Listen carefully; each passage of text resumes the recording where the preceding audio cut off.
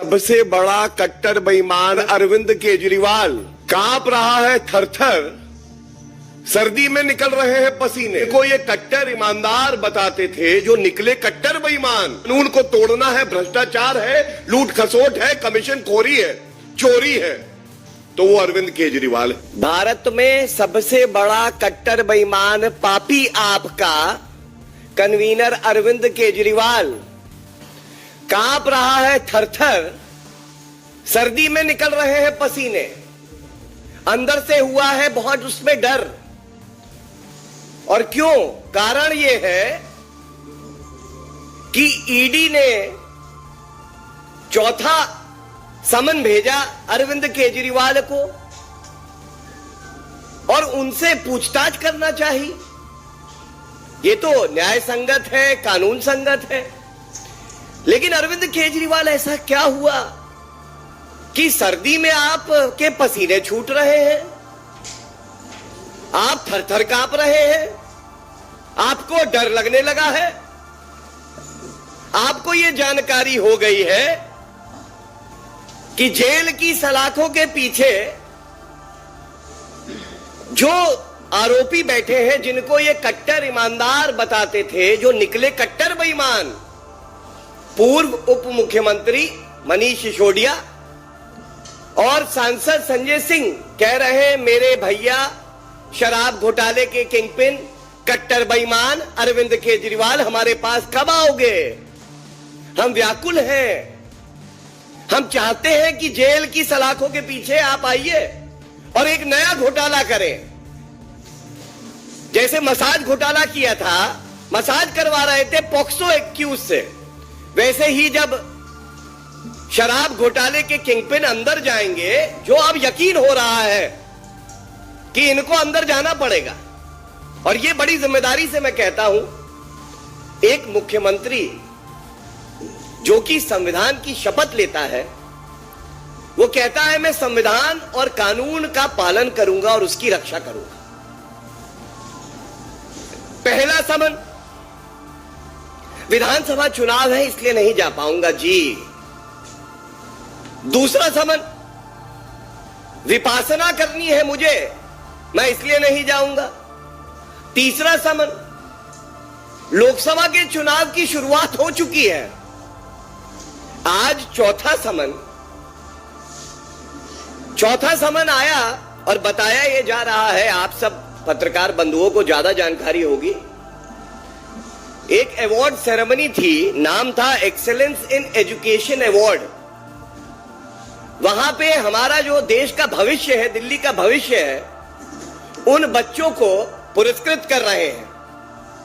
जनता दिल्ली की और देश की यह कह रही है, अरविंद केजरीवाल तो केवल एक्सेलेंस इन करप्शन अवार्ड में मुख्य अतिथि बने और एक कोचिंग सेंटर खोले, किस तरह से घोटाले होंगे। टॉयलेट को क्लासरूम बता दूंगा, मैं दिल्ली के लिए बस खरीदूंगा, उसमें मैं घोटाला कर दूंगा। मैं कसम खाता हूं, मैं बड़ा बंगला नहीं लूंगा, उसके बाद शीश महल अपना बनाऊंगा, घोटाला कर दूंगा। और अब शराब घोटाले के किंगपिन हो, लेकिन इतनी हिम्मत नहीं पड़ रही कि जाके ईडी के प्रश्नों का सामना कर सको। कुछ प्रमुख बातें इस प्रेस वार्ता में आपके समक्ष रख दूं। सबसे पहले, एक कहावत है कि उल्टा चोर कोतवाल को डांटे, तो आज ये कहना गलत नहीं होगा, शराब घोटाले के किंगपिन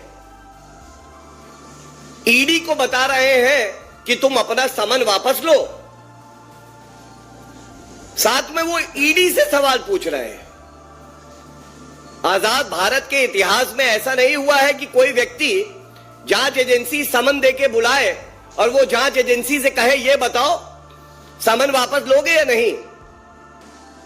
अराजकता का पर्याय कोई है जिसके डीएनए में अराजकता है, कानून को तोड़ना है, भ्रष्टाचार है, लूट खसोट है, कमीशन खोरी है, चोरी है, तो वो अरविंद केजरीवाल है।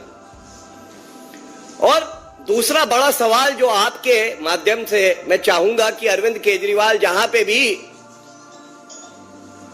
जो उनके शराब कारोबारी घोटालेबाजों के साथ बैठ के ये प्रेस वार्ता देख रहे हैं, बताएं, पहला समन आया 2 नवंबर 2023 को आपको जांच एजेंसी के सामने जाना था। करीब करीब 2.5 महीने का समय बीत चुका है। ये जो लंबे लंबे पत्र आप जांच एजेंसी को लिखते हैं, उसकी बजाय आप कोर्ट क्यों नहीं जाते? आप क्यों नहीं कोर्ट जाके सारे साक्ष्य दलील अपनी रख दें? और मैं पुनः कहूंगा, दूध का दूध और शराब की शराब हो जाने दीजिए।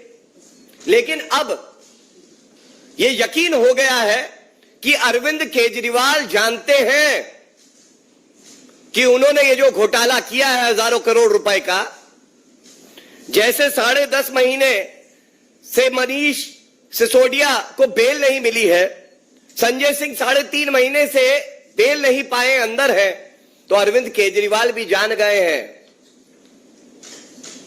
कि उनका भविष्य जो है वो अंधकार में है, जनता को जवाब देना पड़ेगा।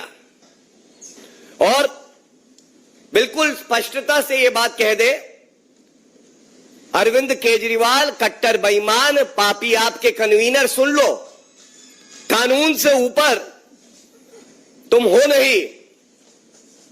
और जैसे किसी भी व्यक्ति को चलने के लिए जमीन पर कदम रखने ही पड़ते हैं, इसी तरह से यह बात जान लो, जो भी मुजरिम हो, जो भी व्यक्ति हो जिसको समन दिया है, वो कुछ समय कानून से भाग तो सकता है पर बच नहीं सकता है। बचने वाले नहीं हो आप अरविंद केजरीवाल। ये जो सरकार है, ये आज पर्याय है ईमानदारी की।